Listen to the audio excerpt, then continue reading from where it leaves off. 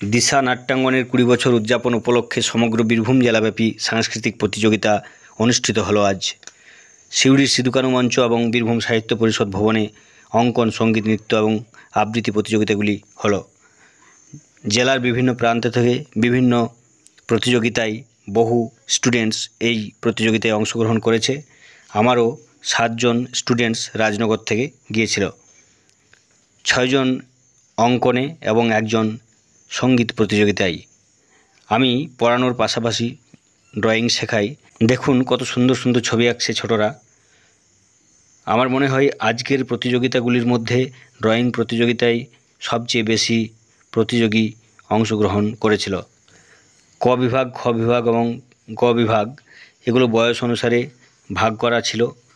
তাই এই প্রতিযোগিতায় ছোট থেকে বড় সবাই অংশগ্রহণ করেছে।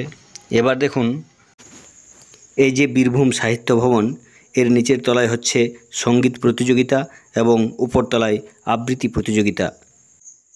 জেলার বিভিন্ন প্রান্ত থেকে বহু প্রতিযোগিনী এবং অভিভাবকদের আগমনে আজকের অনুষ্ঠান খুব ভালোভাবে সম্পন্ন হয়েছে বলে মনে করা হচ্ছে।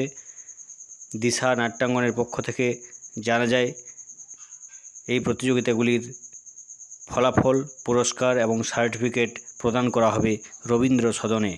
কবে দেওয়া হবে তা ফোন যোগে জানিয়ে দেওয়া হবে। সকলকে এতক্ষণ ধরে ভিডিওটি দেখার জন্য অনেক অনেক ধন্যবাদ ফেসবুক পেজ মৃত্যুঞ্জয় লোহার এবং গ্রামীণ ভিডিও ইউটিউব চ্যানেলের পক্ষ থেকে।